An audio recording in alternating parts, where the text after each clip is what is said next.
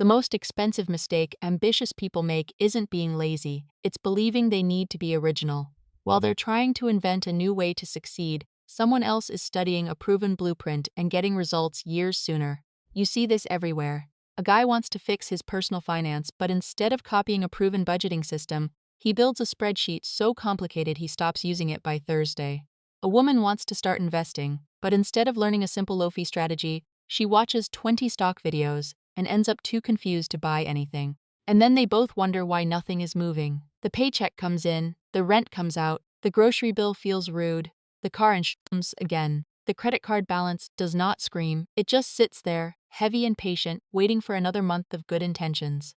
If you like calm, honest financial breakdowns with real examples, real numbers, and no hype, subscribe to the channel before we go deeper, because today's story is about the one skill most people avoid because it bruises the ego before it changes the bank account. I want you to imagine a man named Aaron, 34 years old, married, one kid, decent job in logistics. Not lazy, not careless, not financially hopeless. Just tired in that very American way where the income looks fine on paper but the checking account never seems to agree. Aaron had read enough financial education to sound smart at dinner. He knew about emergency funds. He knew credit card debt was bad. He knew saving versus investing mattered. He knew wealth building strategies were supposed to be long-term. The problem was not information. The problem was that his life had no operating system. Every month, Aaron tried to freestyle his way into a better future. He would save when he felt responsible, spend when he felt exhausted, invest when the market looked safe, stop investing when headlines got ugly, and promise himself that next month would be the month everything finally became organized. Then one Friday, his manager at work showed up in the break room with a paid-off truck, no visible stress, and a calmness that annoyed Aaron more than it inspired him. This man did not talk like a millionaire. He packed leftovers in plastic containers. He used an old phone. He wore the same jacket every winter. Aaron assumed the man was just cheap until he learned the truth by accident. The manager owned 2 rental duplexes, had a 6-figure investment account, no consumer debt, and enough cash sitting quietly that a broken water heater did not turn into a family emergency. That night, Aaron did something he had never done before. He did not ask, "How can I make my life look more successful?" He asked, "What exactly is this boring man doing that I am too proud, too distracted, or too emotional to copy?" Aaron expected some complicated secret. Maybe the manager had inherited money. Maybe his wife made a huge salary. Maybe he bought crypto early. Maybe there was some lucky break that would let Aaron dismiss the whole thing and return to his own habits unchanged. But the truth was worse for Aaron's ego. The manager had copied his uncle. His uncle had been a quiet millionaire in a small town, the kind of man who never looked rich until the estate papers made everyone whisper.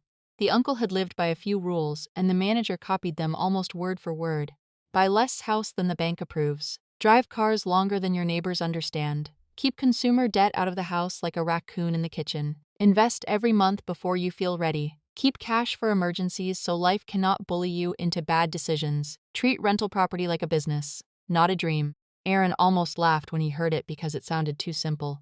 Then he went home, opened his own bank account, and realized simple was exactly what he had never done. His finances were not failing because the rules were hidden.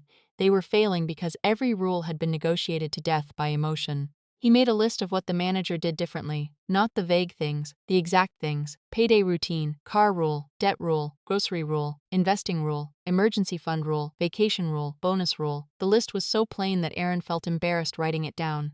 That embarrassment was the doorway. Because most people would rather chase a complicated strategy than admit a basic one would fix 80% of the damage. Complexity protects pride. Simplicity exposes behavior. Aaron's first copied rule was the car rule. The manager said a car payment is not just transportation when it steals your ability to build wealth. It is a monthly vote against your future cash flow. Aaron had been thinking about upgrading his SUV because his current one felt old, not unsafe, not broken, just old. So he copied the rule and kept the car. The payment he almost created became debt payoff instead. Then a small emergency fund, then an automatic investment. Nothing about that looked impressive on Instagram. But inside his household, the pressure started dropping. Comment start below, and check the pinned comment. I'll leave the free checklist there so you can find the one proven model you should copy before another year disappears into good intentions and scattered money decisions.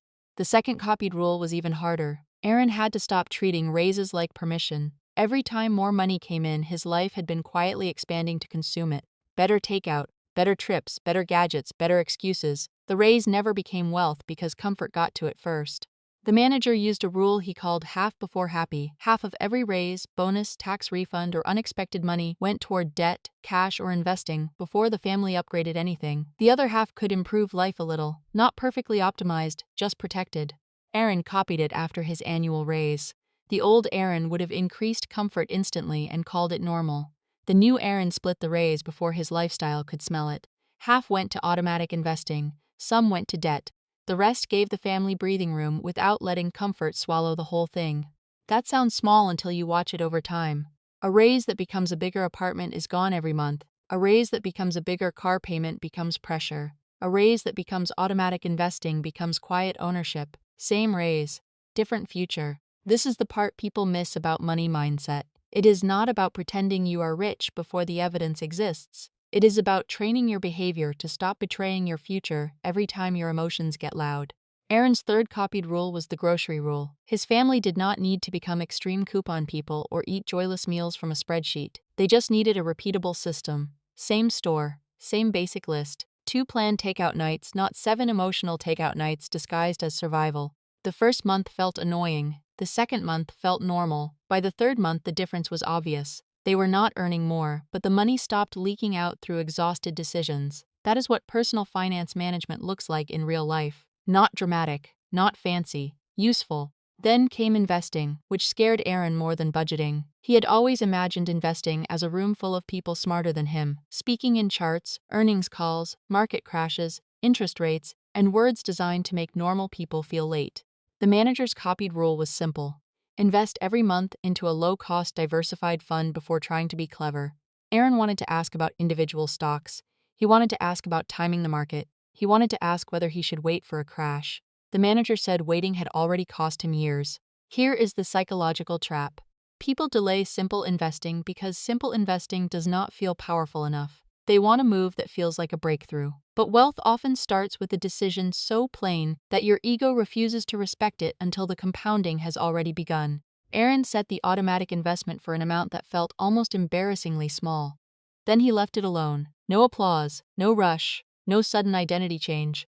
Just a quiet transfer every payday, moving money from the version of him that spent everything into the version of him that finally owned something. Aaron's automatic investment was not impressive enough to brag about, and that was exactly why it worked. It did not depend on his mood. It did not need him to feel confident. It did not ask the market for permission. It just moved quietly, every payday, before fear could turn into another excuse. 3 months later, the change was not dramatic from the outside. His house looked the same, his job was the same, his kids still needed new shoes at the worst possible time. But inside the numbers, something had shifted. The credit card balance was lower. The emergency fund had a pulse. The investing account existed, which was more than it had done for the previous decade. That is what most people misunderstand about getting ahead fast.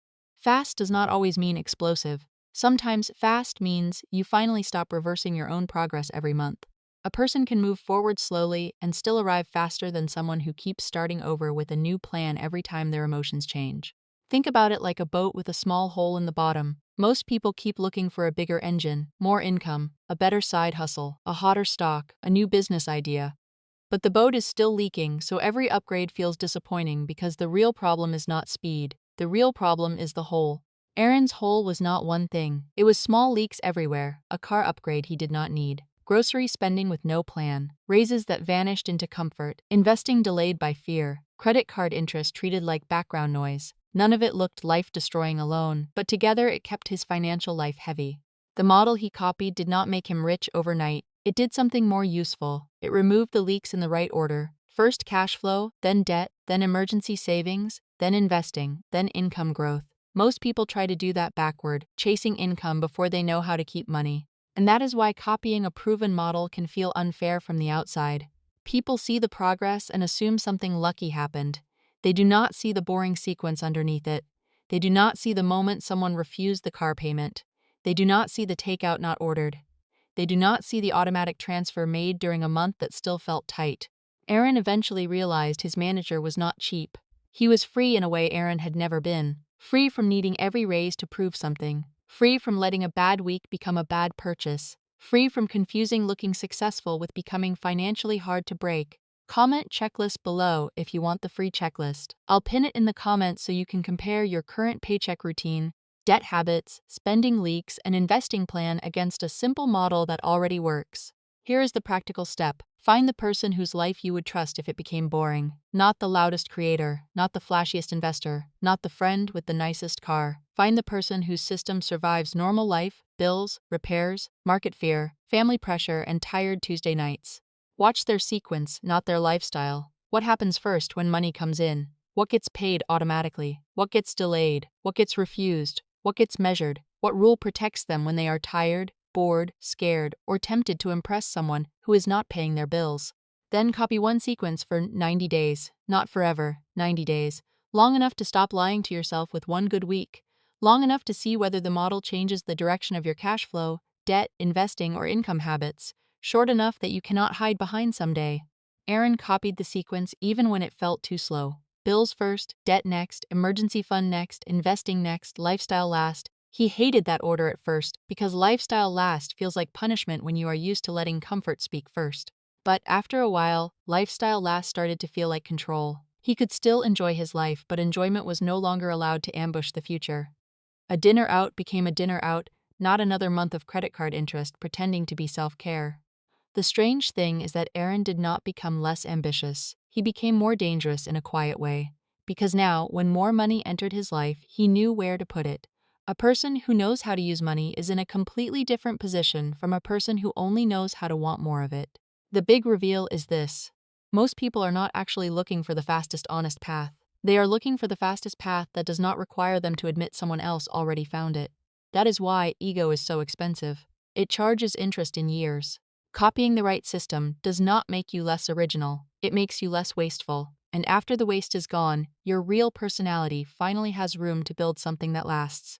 So ask yourself where you keep trying to freestyle a problem that already has a proven answer: your budget, your credit card debt, your investing routine, your business offer, your YouTube growth, your career. Somewhere there is a boring model that would work better than your most exciting excuse.